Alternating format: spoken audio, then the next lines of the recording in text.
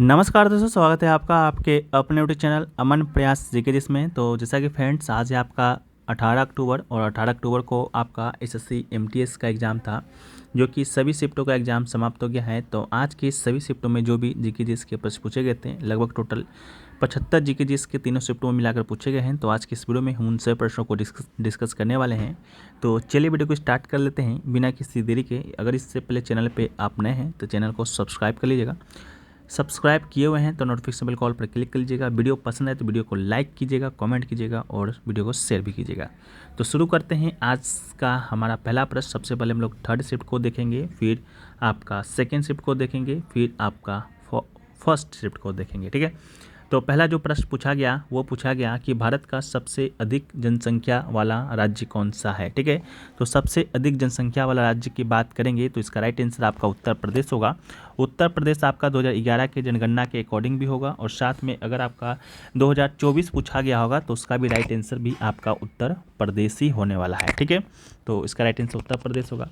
इसके अलावा उत्तर प्रदेश के बाद किन राज्यों की संख्या ज़्यादा है, तो उत्तर प्रदेश के बाद आपका बिहार का है, बिहार के बाद आपका उत्तर प्रदेश के बाद महाराष्ट्र का है, महाराष्ट्र के बाद आपका बिहार का है। अगर आपसे 5 राज्यों का क्रम दिया जाता है कि 5 राज्यों को उसके जनसंख्या के अकॉर्डिंग सजाएं, तो 5 राज्यों का नाम याद रखिएगा। एक आपका है उत्तर प्रदेश, इसके बाद है आपका महाराष्ट्र, तीसरा पे है आपका बिहार, चौथा पे पश्चिम बंगाल और पाँचवा पर आपका मध्य प्रदेश है। ठीक है, तो इन 5 राज्यों का नाम याद रखना है। सबसे कम आबादी वाला राज्य की बात करेंगे तो सबसे कम आबादी वाला राज्य आपका सिक्किम है। ठीक है, इस राज्य की आबादी की बात करते हैं तो मात्र 6,07,688 ही है, और सिक्किम हमारे देश का दूसरा सबसे छोटा राज्य भी है, इस बात को भी याद रखना चाहिए।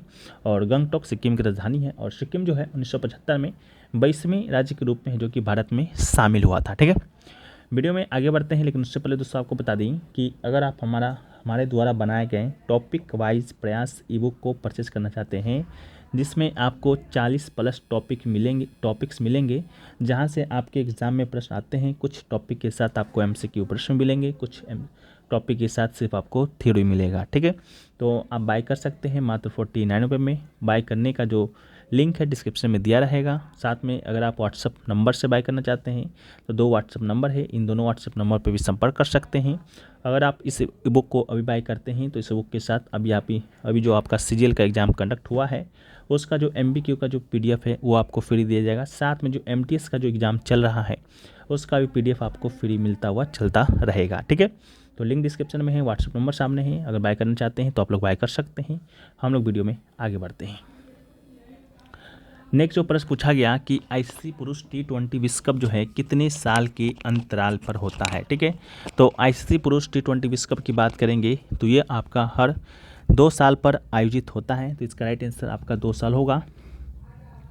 तो अभी हाल ही में आपका ICC T20 पुरुष कप विश्व कप हुआ था 2024 में, जिसमें विजेता आपका भारत बना था, आप लोग को भी मालूम होगा। और उप विजेता की बात करेंगे, रनअप की बात करेंगे तो रनअप आपका कौन बना था, दक्षिण अफ्रीका बना था। ठीक है, तो अब कब होगा, जब 2024 में हुआ तो 2 साल बाद होगा। 2 साल बाद आपका 2026 आता है, तो 2026 में होगा। 2026 में कहाँ होगा, तो सबसे बड़ी बात है कि 2026 में ये आपका अपना देश भारत में ही होना है, और इसकी सह मेजबानी भारत और श्रीलंका के पास है, यानी कि श्रीलंका भी करेगा और साथ साथ आपका भारत भी करेगा। इसके अलावा अगर आपसे पूछा जाता ODI पुरुष विश्व कप कब होता है, ये जो आपका T20 होता है 20 ओवर का, और ODI आपका 50 ओवर का होता है, तो ये आपका हर 4 साल के बाद आयोजित होता है, तो इस बात को भी आप याद रखिएगा। नेक्स्ट क्वेश्चन पूछा गया कि नज़दीकी मुद्रा जो है वह कौन सी है। ठीक है, 4 ऑप्शन दिए गए थे, जिसमें से एक ऑप्शन आपका बैंक जमा का भी था, जिसका राइट आंसर आपका हो जाएगा नज़दीकी मुद्रा का उदाहरण आपका है या बैंक जमा। नज़दीकी मुद्रा कहें या तो नियर मनी कहें, वो होता क्या है, तो उन संपत्तियों को कहते हैं जिन्हें जल्दी और आसानी से नकदी में बदला जा सकता है, लेकिन वो नकदी नहीं होती है। उदाहरण के लिए बैंक जमा हो गया, ट्रेजरी बिल हो गया, शॉर्ट टर्म सरकारी बॉन्ड नज़दीकी मुद्रा के रूप में भी माने जाते हैं। ठीक है, नेक्स्ट क्वेश्चन जो है वह है, नेक्स्ट क्वेश्चन है कि कमलिनी अस्थाना और नलिनी अस्थाना प्रसिद्ध नर्तक जोड़ी को 2022 में निम्नलिखित में किस नृत्य शैली में वन के महत्वपूर्ण योगदान के लिए पद्म श्री से सम्मानित किया गया था। ठीक है, तो इसका जो राइट आंसर है वो आपका कथक होगा। इन दोनों आपके बहनें हैं और दोनों बहनें का संबंध आपका कथक सही है। कथक की बात करेंगे तो उत्तर प्रदेश का एक शास्त्रीय नृत्य है और कथक की ये बनारस घराना शैली से संबंधित है। ठीक है, तो इसको भी याद रखिएगा।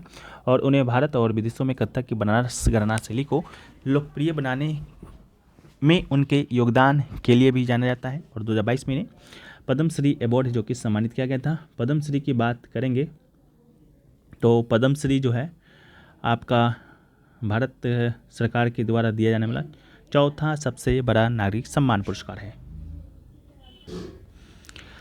नेक्स्ट क्वेश्चन जो पूछा गया कि संपत्ति के अधिकार को भारतीय संविधान के किस संशोधन के द्वारा मौलिक अधिकारों की सूची से हटा दिया गया था। तो इसका जो राइट आंसर है वो आपका हो जाएगा, तो इसका राइट आंसर आपका 44वां संशोधन होगा। 44वां संशोधन की बात करेंगे तो ये आपका 1978 में हुआ था और जून सितंबर 1979 से ये लागू हुआ। जनता पार्टी सरकार के द्वारा ये संशोधन लाया गया था और इस संशोधन ने 42वां जो संशोधन हुआ था 1976 में, जिसमें मौलिक कर्तव्य को ऐड किया गया था, उसमें द्वारा प्रभावित कुछ परिवर्तनों को निरस्त कर दिया गया था, कुछ को छोड़कर परिवर्तनों का प्रावधान किया गया था।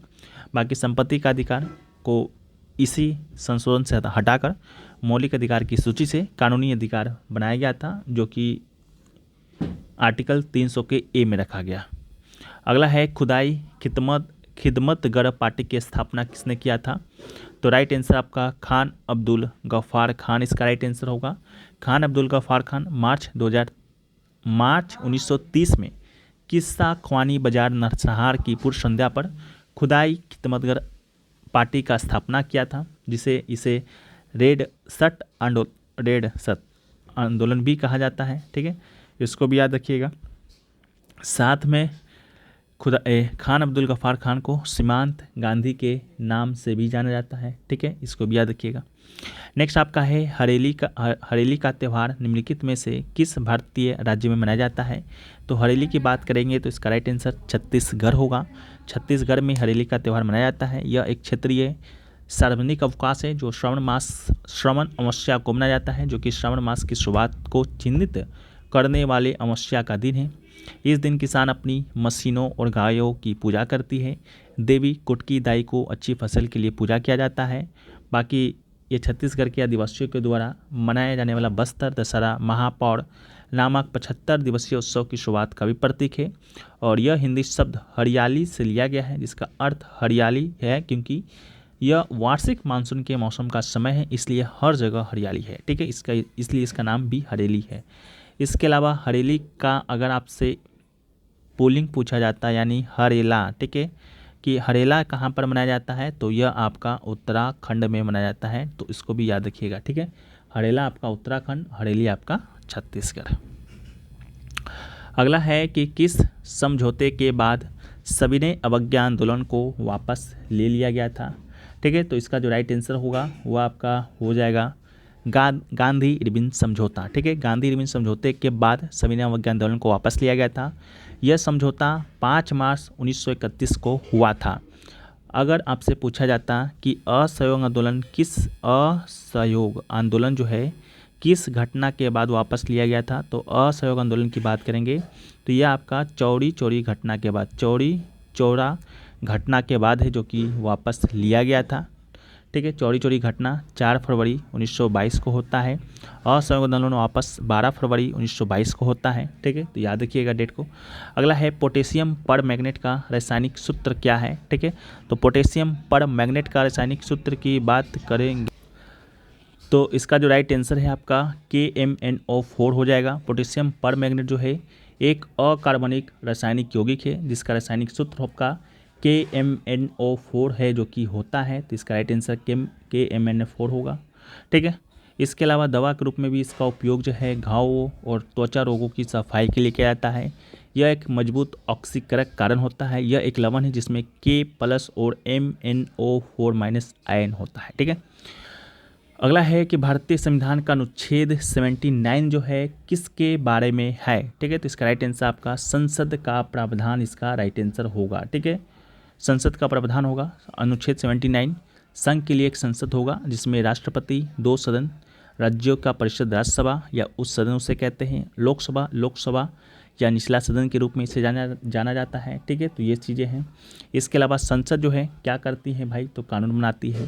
कार्यपालिका पर संसद का वित्तीय नियंत्रण होता है और इसे करों को बढ़ाने का एकमात्र अधिकार है। ठीक है, बाकी नेक्स्ट क्वेश्चन जो पूछा गया कि किसे साल 2023 में पद्म विभूषण से सम्मानित किया गया था, तो साल 2023 की बात करेंगे तो पद्म भूषण से सम्मानित जो किया गया था वो किया गया है आपका तबला वादक उस्ताद जाकिर हुसैन को। ठीक है, तो इसका राइट आंसर हो जाएगा तबला वादक जाकिर हुसैन। तबला वादक हैं जाकिर हुसैन जी, 2023 में पद्म भूषण सम्मानित किया गया था राष्ट्रपति द्रौपदी मुर्मू के द्वारा 22 मार्च को। इसके अलावा उस्ताद जाकिर हुसैन को इससे पहले 1988 में पद्मश्री, 2002 में पद्म भूषण से भी सम्मानित किया गया। ठीक है, तो इसको भी याद रखिएगा। नेक्स्ट क्वेश्चन जो पूछा गया कि हरियर और बुक्का विजयनगर साम्राज्य की स्थापना से पहले किस वंश के सामंत थे, तो इसका जो राइट आंसर होगा वो आपका काकताई वंश हो जाएगा। विजयनगर साम्राज्य की स्थापना से पहले हरियर बुक्का दोनों भाई काकताई राजवंश के सामंत हुआ करते थे। और हरियर और बुक्का जो है अंतिम जो यादव शासक थे संगम के 2 बेटे हैं। इन दोनों भाइयों ने 1336 ईस्वी में तुंगभद्रा नदी के किनारे विजयनगर साम्राज्य की स्थापना है जो कि किया। इन दोनों भाइयों ने कंपाली राज्य में मंत्री के तौर पर भी काम किया था और मोहम्मद बिन तुगलक ने कंपाली पर हमला करके उसे जीत लिया था और इन दोनों भाइयों को इस्लाम में दीक्षित कर दिया था। इसके बाद इन दोनों भाइयों ने सिंगेरी पीठ के संत विद्यारण्य से दीक्षा लेकर हिंदू धर्म अपनाया था और बाद में चलकर 1336 में विजयनगर साम्राज्य की स्थापना की थी। नेक्स्ट क्वेश्चन जो है कि 1873 में भरहुत स्तूप की खोज किसने किया था, तो भरहुत स्तूप की खोज की बात करेंगे तो इसका राइट आंसर आपका मेजर जनरल अलेक्जेंडर कनिंघम होने वाला है। भरहुत स्तूप अभी है कहाँ, तो ये आपका मध्य प्रदेश के वर्तमान सतना जिले में पड़ता है। कहा जाता है कि इसका निर्माण सुंग वंश के शासनकाल में हुआ। यह मध्य भारत की कैमूर पहाड़ियों से उत्खनित गहरे लाल बलुआ पत्थर से बनाया गया था। इसके अलावा यह एक बर्बाद राज्य में अलेक्जेंडर कनिंघम और उनकी टीम के द्वारा यह खोजा गया। स्तूप भगवान बुद्ध की आत्मज्ञान की यात्रा, यक्षों की कहानी, इस अवधि के दौरान रोजमर्रा की जिंदगी का विवरण और ऐसे कई छोटे विवरण बताता है। और खोजी गई रेलिंग और गेटवे अब कोलकाता में भारतीय संग्रहालय में प्रदर्शित है। ठीक है, तो ये आपसे पूछा गया। ये सभी क्वेश्चन आपके थर्ड शिफ्ट के थे। अब हम लोग सेकेंड शिफ्ट के प्रश्नों को देखेंगे। तो सेकेंड शिफ्ट का पहला जो प्रश्न है वो पूछा गया कि डॉक्टर सर्वपल्ली राधाकृष्णन की जयंती पर क्या मनाया जाता है, तो इसका राइट आंसर आपका शिक्षक दिवस होगा। भारत में हर साल 5 सितंबर को शिक्षक दिवस मनाया जाता है और 10 अक्टूबर को विश्व अंतर्राष्ट्रीय शिक्षक दिवस मनाया जाता है। तो 5 सितंबर को सर्वपल्ली राधाकृष्णन जी का जन्म हुआ था और शिक्षा की अलख जगाने वाले भारत रत्न डॉक्टर सर्वपल्ली राधाकृष्णन का जन्मदिन शिक्षकों के प्रयासों को समर्पित है। नेक्स्ट आपका है कि ब्रह्म समाज का स्थापना किस वर्ष हुआ, तो इसका राइट आंसर आपका 1828 होगा। ब्रह्म समाज हिंदू धर्म के भीतर एक आस्तिक आंदोलन था। इसकी स्थापना 1828 में राजा राम मोहन राय के द्वारा कलकत्ता में किया गया था। ब्रह्म समाज ने वेदों के अधिकारों को स्वीकार नहीं किया था। इसके अलावा यह हिंदू रीति रिवाजों का त्याग करता है और बहुदेववाद, छवि पूजा और जाति व्यवस्था की निंदा करता है। नेक्स्ट क्वेश्चन है कि who is the current president of FICCI, यानी कि फिक्की के वर्तमान में अध्यक्ष कौन हैं, तो इसका राइट आंसर अनीस शाह हो जाएगा, जो कि वर्तमान में फिक्की के अध्यक्ष हैं। Doctor Anis Shah federation of India, FICCI का फुल फॉर्म भी याद रखिएगा, federation of India chambers of commerce and industry होता है। वर्तमान में अध्यक्ष हैं। साल 2023-24 के लिए अध्यक्ष का पदभार है जो कि इन्होंने संभाला था। अनीस शाह महिंद्रा के ग्रुप CEO और प्रबंध निदेशक भी हैं। ठीक है, तो इस बात को भी याद रखिएगा। नेक्स्ट क्वेश्चन जो है कि रवि कीर्ति जो है किस शासक का दरबारी कवि था, तो रवि कीर्ति की बात करेंगे तो इसका राइट आंसर पुलकेशिन द्वितीय होगा। रवि कीर्ति पुलकेशिन द्वितीय का दरबारी कवि था। पुलकेशिन द्वितीय जो कि चालुक्य वंश का सबसे प्रसिद्ध शासक था और उसका जो शासनकाल था 610 से लेकर 642 तक का था। और पुलकेशिन द्वितीय की सबसे उल्लेखनीय सैन्य उपलब्धि की बात करते हैं तो शक्तिशाली सम्राट जो हर्षवर्धन था पुष्यवती वंश का, पर विजय था, जिन्होंने उत्तर भारत के अधिकांश हिस्सों पर शासन किया था। और शास्त्रीय संस्कृत में लिखा गया प्रसिद्ध जो ऐहोल शिलालेख है वो आपका रवि कीर्ति के द्वारा ही लिखा गया है। और नरसिंह वर्मन प्रथम पल्लव वंश का शासक था, जिन्होंने पुलकेशिन द्वितीय को हराया। और पुलकेशिन प्रथम चालुक्य वंश का संस्थापक था। कृष्णा प्रथम की बात करते हैं तो ये राष्ट्रकूट वंश का शासक था, जिसकी स्थापना दंती दुर्ग ने किया था और जिन्होंने एलोरा में कैलासा का प्रसिद्ध शिला मंदिर बनवाया है। ठीक है, अगला है कि भारत सरकार की सभी कार्यपालिका कार्रवाइयाँ राष्ट्रपति के नाम से की जाएगी या मानी जाएगी, यह किस अनुच्छेद में वर्णित है? तो इसका राइट आंसर अनुच्छेद 77 का 1 होगा। अनुच्छेद 77 जो है वो कहता है भारत सरकार का कार्य संचालन से संबंधित है। 77 का सब क्लोज 1 जो है भारत सरकार की सभी कार्यपालिका कार्रवाइयाँ राष्ट्रपति के नाम से मानी जाएगी, वो वर्णित है। दूसरा जो सब क्लोज है कि राष्ट्रपति के नाम से निकाले गए निष्पादित आदेशों और अन्य लिखतों को ऐसी रीति से अधिप्रमाणित किया जाएगा जैसा राष्ट्रपति के द्वारा मनाए जाने वाले नियमों से विनिर्देशित किया जाए, और इस प्रकार अधिप्रमाणित किसी आदेश या लिखत की वैधता इस आधार पर प्रश्नगत नहीं की जाएगी। वह राष्ट्रपति के द्वारा निकाला गया निष्पादित आदेश या लिखत नहीं है। सब क्लोज 3 जो है राष्ट्रपति भारत सरकार के कार्य के अधिक सुविधाजनक संचालन के लिए तथा मंत्रियों के बीच उक्त कार्य के आवंटन के लिए नियम बनाएगा, उससे संबंधित है। अगला है बंगाल की खाड़ी में कौन सा बंदरगाह स्थित है? तो बंगाल की खाड़ी में तो बहुत सारे बंदरगाह स्थित हैं, लेकिन आपके ऑप्शन में जो दिया गया चेन्नई बंदरगाह था, जिसे पहले मद्रास बंदरगाह के नाम से जाना जाता था। यह भारत का दूसरा सबसे बड़ा कंटेनर बंदरगाह भी है। भारत के प्रमुख बंदरगाह की बात करेंगे तो कांडला पश्चिमी तट पर स्थित है गुजरात में। इसके अलावा पारादीप जो है पूर्वी तट पर है, उड़ीसा में है। इसके अलावा JNPT जो है आपका जवाहरलाल नेहरू, वो आपका पश्चिमी तट महाराष्ट्र में है। मुंबई बंदरगाह पश्चिमी तट पर है महाराष्ट्र में। विशाखापट्टनम पूर्वी तट पर आंध्र प्रदेश में। चेन्नई जो है पूर्वी तट पर ही तमिलनाडु में। कोलकाता पूर्वी तट पर पश्चिम बंगाल में। मैंगलोर पश्चिमी तट पर कर्नाटक में। तूतीकोरिन पूर्वी तट पर तमिलनाडु में। मोरमुगाओ पश्चिमी तट पर गोवा में। कोच्चि बंदरगाह पश्चिमी तट पर केरल में। कृष्णापट्टनम बंदरगाह पूर्वी तट पर आंध्र प्रदेश में। एन्नोर बंदरगाह पूर्वी तट पर तमिलनाडु में स्थित है। ठीक है, अगला है कि आर्य समाज की स्थापना कब हुआ और किसने किया? तो आर्य समाज का स्थापना पहली बार हुआ 1875 में 10 अप्रैल को हुआ, पर कहाँ? मुंबई में। किसने किया? तो स्वामी दयानंद सरस्वती जी ने किया। तो इसका राइट आंसर होगा मुंबई, पहले बम्बई के नाम से जाना जाता था, तो बम्बई इसका राइट आंसर होगा। ठीक है, अगला है कि which is the oldest fort of India? Bharat का सबसे पुराना किला कौन सा है? तो राइट आंसर फोर्ट किला मुबारक इसका राइट आंसर होगा।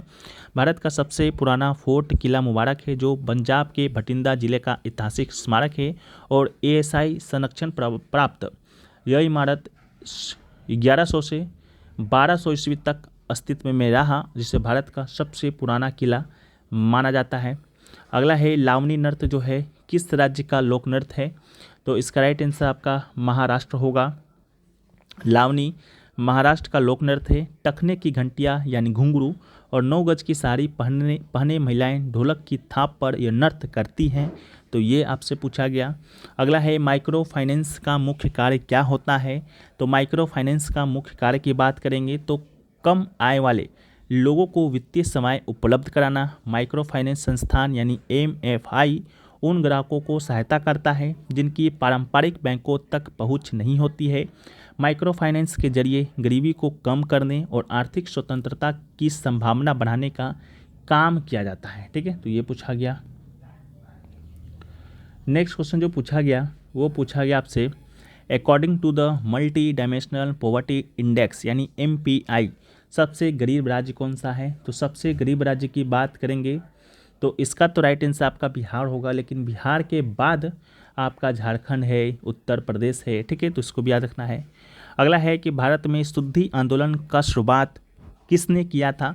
तो शुद्धि आंदोलन की शुरुआत की बात करेंगे तो स्वामी दयानंद सरस्वती के द्वारा ही किया गया था, जो कि आर्य समाज के संस्थापक थे और शुद्धि आंदोलन के जरिए धर्म परिवर्तन कर चुके लोगों को फिर से हिंदू धर्म में लाने की कोशिश की गई थी। और इस आंदोलन की शुरुआत 11 फरवरी 1923 को हुआ, जब स्वामी श्रद्धानंद ने भारतीय शुद्धि सभा की स्थापना की थी। अगला है पंचमढ़ी किस राज्य में स्थित है? तो राइट आंसर आपका मध्य प्रदेश होगा। मध्य प्रदेश राज्य के नर्मदापुरम जिले में स्थित एक हिल स्टेशन है और इसे सतपुड़ा की रानी के नाम से भी जाना जाता है। अगला है शरीर के लिए कार्बोहाइड्रेट हमें क्या देता है? शरीर के लिए कार्बोहाइड्रेट हमें क्या देता है? तो कार्बोहाइड्रेट से हमें शरीर को ऊर्जा मिलता है, ठीक है। बाकी कार्बोहाइड्रेट जो है ग्लूकोज या रक्त को शर्करा में तोड़ता है, ठीक है, इसको भी याद रखना है। अगला है कालिदास सम्मान किस राज्य सरकार के द्वारा दिया जाता है? तो कालिदास सम्मान की बात करेंगे तो यह हर साल मध्य प्रदेश सरकार के द्वारा दिया जाता है, ठीक है, तो मध्य प्रदेश होगा। इसके अलावा इस सम्मान इसका जो नाम है रखा गया है प्रसिद्ध शास्त्रीय संस्कृत लेखक कालिदास के नाम पर, ठीक है। स्थापना 1980 में हुआ था। ये सम्मान सृजनात्मक कलाओं में उत्कृष्टता को सम्मानित करने के लिए। अगला है कि नागराज और मंजूनाथ जिन्हें मैसूर बंधु के नाम से जाना जाता है किस वाद्य यंत्र से संबंधित हैं? तो राइट आंसर आपका वायलिन होगा। नागराज और मंजूनाथ जिसे मैसूर बंधु के नाम से जाना जाता है वायलिन वाद्य यंत्र से संबंधित है। वो कर्नाटक संगीत के प्रसिद्ध वायलिन वादक हैं और अपनी उत्कृष्ट वादन शैली के लिए ये जाने जाते हैं। अगला है बेटी बचाओ बेटी पढ़ाओ योजना से संबंधित प्रश्न आपके एग्जाम में आया।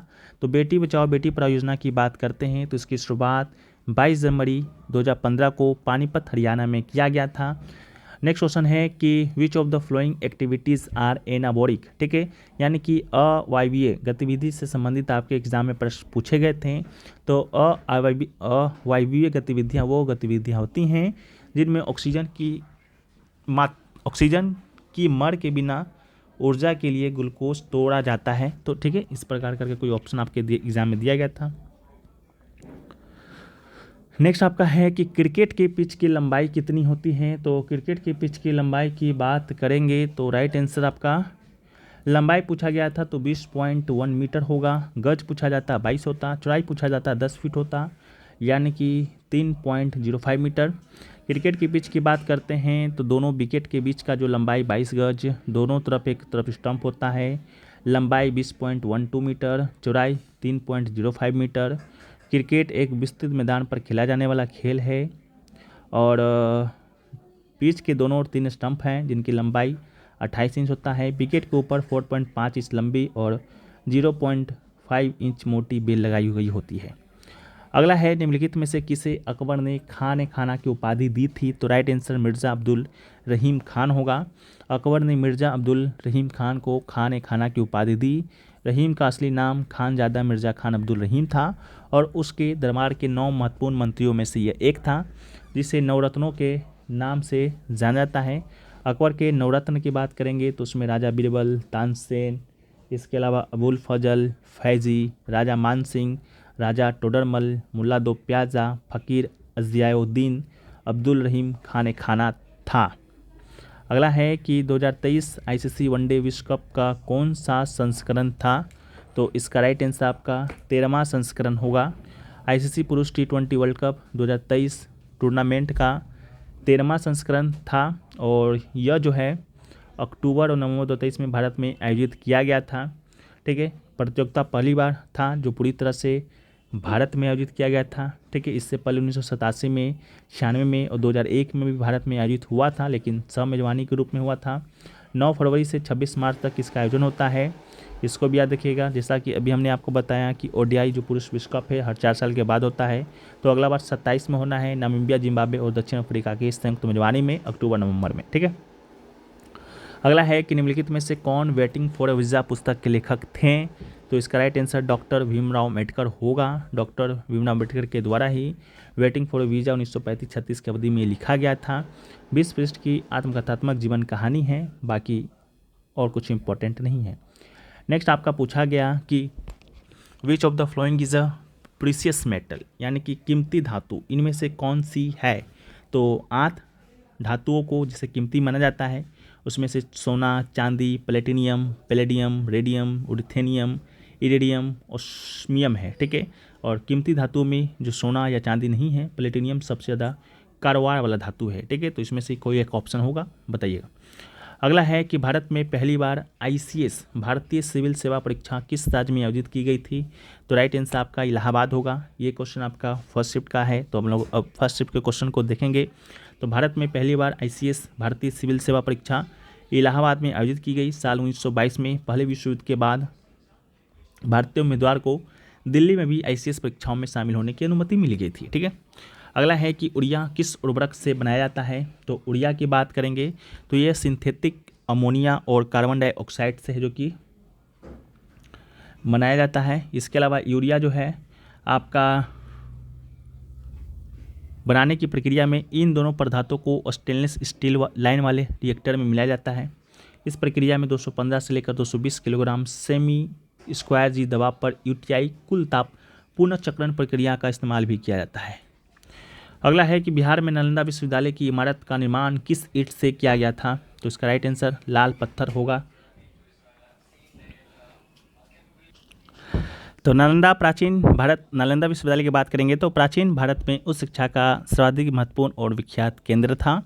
महायान बौद्ध धर्म के इस शिक्षा केंद्र में हीनयान बौद्ध धर्म के साथ ही अन्य देशों के छात्र इसमें पढ़ते थे। इसका स्थापना की बात करेंगे तो कुमार गुप्त के द्वारा ही किया गया था। कुमार गुप्त जो कि गुप्त वंश का ही शासक था। ठीक है, और इस विश्वविद्यालय के अवशेष 14 हेक्टेयर क्षेत्र में मिलते हैं। खुदाई में मिली सभी इमारतों का निर्माण लाल पत्थर से किया जाता है और यह परिसर दक्षिण में उत्तर की ओर बना हुआ है। अगला है सुनील छेत्री को ISL में हैट्रिक की सोर्स लगाया था। तो पहली बार 2015 में, अब तक 2 बार इन्होंने हैट्रिक लगाया है। पहली बार 2015 में, दूसरी बार 2017-18 में। ठीक है, तो इसको याद रखिएगा। नेक्स्ट आपका है कि सवाई गंधर्व का जन्म जो है किस राज्य में हुआ। तो इसका राइट आंसर आपका कर्नाटक होगा। सवाई गंधर्व का जन्म वर्तमान कर्नाटक के धारवाड़ जिले के कुंदगोल में हुआ था। उनका जन्म 19 जनवरी 1886 को एक देशस्थ ब्राह्मण परिवार में हुआ था। उनका असली नाम था रामचंद्र कुंदगोलकर और वह बड़े होकर राम भाऊ के नाम से जाने गए। अगला है वह है कि ब्रिटेन के किन भारतवंशी वैज्ञानिकों को बला वाटनिक पुरस्कार 2024 से सम्मानित किया गया। तो right answer professor Rahul R Nair और प्रोफेसर मेहुल मलिक और डॉक्टर तन्मय भरत, इन तीनों को सम्मानित किया गया था। अगला है soil is formed through a process called. इसका राइट आंसर होगा मिट्टी का जो निर्माण है अपक्षय से होता है। अपक्षय यानी कि वेदरिंग नामक प्रक्रिया से होता है। तो वेदरिंग ही आपका ऑप्शन में दिया गया। बाकी जो भौतिक, रासायनिक या जैविक प्रक्रियाओं के द्वारा चट्टानों का क्रमिक विघटन है। अगला है अर्थशास्त्र के रचयिता हैं जो किसके समकालीन थे। तो अर्थशास्त्र के रचयिता जो हैं वो आपके चाणक्य हुआ करते थे और चाणक्य जो हैं आपके चंद्रगुप्त मौर्य के समकालीन थे। ठीक है, और भारत में निर्विवाद रूप से कौटिल्य यानी चाणक्य को अर्थशास्त्र का जनक भी माना जाता है। अगला है पिट्टी द्वीप पक्षी अभ्यारण्य स्थित कहाँ पर है। तो इसका राइट आंसर आपका लक्षद्वीप होगा। पिट्टी द्वीप दक्षिण अभ्यारण्य आपका लक्षद्वीप में है और पिट्टी पक्षी अभ्यारण्य को पक्षी पिट्टी के नाम से भी जाना जाता है। यह नाम तमिल शब्द पिट्टी से लिया गया है जिसका अर्थ पक्षी होता है। इसके अलावा यह कजली टर्न और ग्रेटर क्रेस्टेड टर्न और ब्राउन नोडी जैसे पेल्जिक पक्षियों के लिए एक महत्वपूर्ण घोंसला बनाने वाला स्थान है। अगला है कथकली किस राज्य का प्रसिद्ध नृत्य रूप है। तो राइट आंसर केरल होगा। कथकली केरल का शास्त्रीय नृत्य है। कथकली नृत्य संगीत और अभिनय का मिश्रण है और यह अतीत की कहानियाँ सुनाती है, खासकर भारतीय महाकाव्यों की, और अपने प्रदर्शन की बारीकियों से दर्शकों को मंत्र मुग्ध कर देती है। इसके अलावा संगीत नाटक अकेडमी के द्वारा 8 नृत्यों को शास्त्रीय नृत्य का दर्जा प्राप्त है। उसमें से भरतनाट्यम तमिलनाडु का है, कथक उत्तर पश्चिम और मध्य भारत से संबंधित है, कथकली केरल से, कुचिपुड़ी आंध्र प्रदेश से, ओडिसी उड़ीसा से, मणिपुरी मणिपुर से, मोहिनीअट्टम केरल से और सतरिया जो है आपका असम से। ठीक है, अगला है कि साल 2011 के जनगणना के मुताबिक किस राज्य का बाल लिंगानुपात सबसे कम था। तो बाल लिंगानुपात सबसे कम हरियाणा का है। ठीक है, और भारत के बाल लिंगानुपात की बात करते हैं तो 927 था। बाल लिंगानुपात होता क्या है। तो बाल लिंगानुपात 0 से 6 साल के बच्चों में प्रति 1000 लड़कों पर लड़कियों की संख्या को डिनोट किया जाता है। कम बाल लिंगानुपात का मतलब यह है कि लड़कों को ज़्यादा प्राथमिकता दी जा रही है और लैंगिक भेदभाव या कन्या भ्रूण हत्या का संकेत हो रहा है। हरियाणा में सबसे कम है, 834 प्रति 1000 पुरुष है। इसके अलावा सबसे ज़्यादा जो है बाल लिंगानुपात आपका अरुणाचल प्रदेश में है, 972 प्रति 1000 पुरुष। अगला है हिमाचल प्रदेश के मनाली में स्थित हिंडिबा देवी मंदिर में कौन सा त्यौहार मनाया जाता है। तो राइट आंसर डुंगरी त्यौहार होगा। यह त्यौहार मई के मध्य में बसंत पंचमी के दिन मनाया जाता है। इस दिन को हिंडिबा देवी के जन्मदिन के रूप में मनाया जाता है। अगला है निम्नलिखित में से किसने अपने पुस्तक में जम्मू कश्मीर के बारे में लिखा है? तो राइट आंसर कल्हण होगा। कल्हण की राजतरंगिणी जो संस्कृत पद में कश्मीर का इतिहास है 12वीं शताब्दी में लिखी गई है और इतिहासकार कल्हण के द्वारा ये रचित है और यह संस्कृत भाषा में लिखा गया है। राजतरंगिणी शब्द का अर्थ होता है राजाओं की नदी और राजतरंगिणी जो पुस्तक है उत्तर पश्चिम भारतीय उपमहाद्वीप कश्मीर के राजाओं के इतिहास से संबंधित है। पुस्तक में 7826 श्लोक है। अगला है शोभना नारायण का संबंध भारत के किस शास्त्रीय नृत्य से है? तो इसका राइट आंसर आपका कथक होगा। प्रख्यात शास्त्रीय नर्तंगना शोभना नारायण कथक नृत्य शैली से संबंधित है। जन्म पश्चिम बंगाल से है। गुरु इनके बिरजू महाराज हैं। और शोभना नारायण को पुरस्कार की बात करेंगे तो पद्मश्री 1992 में, संगीत नाटक पुरस्कार 1999 से 2000 में मिला है, तो इसको भी याद रखिएगा। अगला है कि भारत के संविधान का अनुच्छेद 157 के तहत किसकी नियुक्ति की जाती है? तो किसी राज्य के राज्यपाल की नियुक्ति है जो कि इसी अनुच्छेद के तहत किया जाता है। और अनुच्छेद 57 के तहत 2 योग्यताएं होनी चाहिए। पहला तो हमारे देश का नागरिक होना चाहिए और अवश्य 35 वर्ष की आयु पूर्ण कर लिया होना चाहिए। ठीक है। इसके अलावा किसी व्यक्ति को राज्यपाल नियुक्त करने के लिए राष्ट्रपति को संबंधित राज्य के मुख्यमंत्री से परामर्श भी करना होता है। अगला है पुस्तक एस अगेंस्ट ऑड्स के लेखक कौन है? ठीक है, तो इसका राइट आंसर सानिया मिर्जा होगा। सानिया मिर्जा एक टेनिस खिलाड़ी हैं, तो इसका राइट आंसर आपका होगा। शायद आपसे पूछा गया था किस खेल से रिलेटेड है इसकी रचयिता, तो टेनिस से ही है। बाकी ये पुस्तक जो है 2016 में शाहरुख खान के द्वारा विमोचित किया गया था। तो सानिया मिर्जा ने खुद के जीवन के बारे में इस पुस्तक में लिखा है। सानिया मिर्जा की बात करेंगे तो एक पूर्व विश्व नंबर 1 और उन्होंने 6 ग्रैंड स्लैम जीते हैं और उन्होंने वर्ष 2013 में एक कल से सेवानिवृत्ति ले ली है। अगला है स्मार्ट सिटी मिशन की समय सीमा किस वर्ष तक बढ़ा दी गई? तो राइट आंसर 2025 होगा। जून 2025 में शुरू किया गया, जून 2015 में शुरू किया गया यह मिशन स्मार्ट सिटी के रूप में विकसित करने के लिए एक प्रतियोगिता के माध्यम से 100 शहरों का चयन किया गया था। केंद्र ने केंद्रीय शहरी विकास मंत्रालय के तहत स्मार्ट सिटी मिशन को 31 मार्च 2025 तक बढ़ा दिया है। अगला है पोंडू या पेंडा स्लैश एंड बर्न एग्रीकल्चर किस राज्य से संबंधित है? तो राइट आंसर आपका आंध्र प्रदेश होगा। किसान अपने परिवार को बनाए रखने के लिए भूमि का एक टुकड़ा साफ करता है, अनाज और अन्य खाद्य फसल का उत्पादन करता है। जब मिट्टी की उर्वरता कम हो जाती है तो किसान खेती के लिए भूमि के एक नए पेज को स्थानांतरित कर देता है। इस प्रकार की स्थानांतरण प्रकृति को प्राकृतिक प्रक्रियाओं के माध्यम से मिट्टी की उर्वरता को फिर से भरने की अनुमति देता है। इस प्रकार की कृषि में भूमि उत्पादकता कम है क्योंकि किसान उर्वरक और अन्य आधुनिक इनपुट का उपयोग नहीं करता है। ठीक है, यह असम, मेघालय, मिजोरम, नागालैंड जैसे उत्तर पूर्वी राज्यों में झूम रहा है और मणिपुर में पामलो, छत्तीसगढ़ के बस्तर जिलों में दीपा और अंडमान निकोबार द्वीप समूह में आप लोग बताइएगा किस नाम से प्रचलित है। बाकी भारत के अलग अलग राज्यों में देखें तो मध्य प्रदेश में बेवर या दहिया, आंध्र प्रदेश में पोंडू या पेंडा, उड़ीसा में पमा नदी या कोंकण या सेदा कहा जाता है, दक्षिण पूर्वी राजस्थान में घाट वाले या वाल्टरे और हिमालयन बेल्ट में खील, उत्तराखंड झारखंड में कुरबा और उत्तर पश्चिम क्षेत्र में झुमिंग। अगला है कि the child marriage restraint act किस वर्ष आया था? तो राइट आंसर 1929 होगा। The child marriage restraint act 1929 also known as the Sharda act was an Indian law that prohibited child marriage। ठीक है।